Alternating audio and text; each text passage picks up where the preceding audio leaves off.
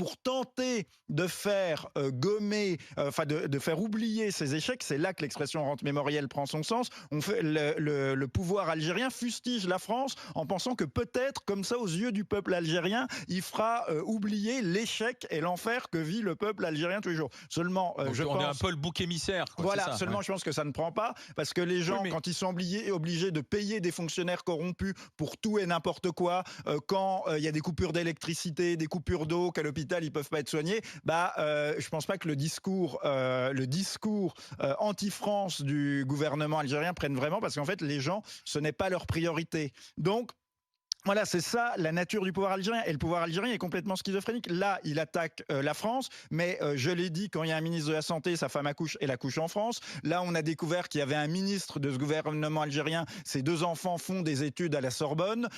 Ils ont la nomenclature algérienne a des visas pour se rendre en France, se faire soigner en France, sans Acheter aucune... des apparts en Voilà, France. s'acheter des appartements en France, avoir des comptes bancaires où ils mettent l'argent.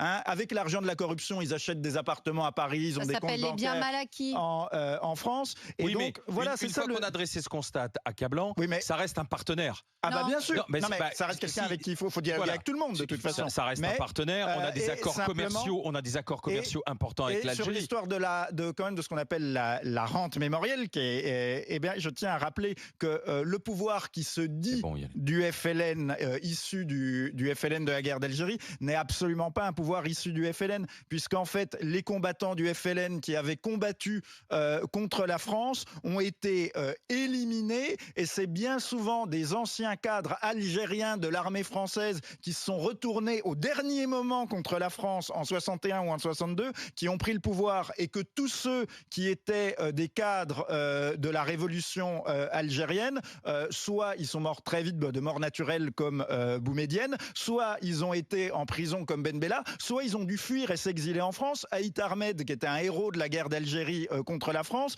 en fait il a passé 30 ans de sa vie en exil en Europe. Voilà, parce qu'en fait le pouvoir a été pris par des gens qui sont des déserteurs de l'armée française. Et donc, comme il s'agit de faire oublier ça, plus de faire oublier les horreurs de la guerre civile avec des dizaines et des dizaines de milliers de morts dans les années 90, plus de faire oublier la catastrophe économique et sociale, on va taper sur la France. Mais la France a bon dos. Je rappelle qu'il y a un pays qui a aussi été colonisé par la France, où il y a aussi une guerre d'indépendance, c'est le Vietnam. Curieusement, on n'a pas du tout les mêmes problèmes avec le Vietnam. Et curieusement, le Vietnam se porte beaucoup mieux économiquement.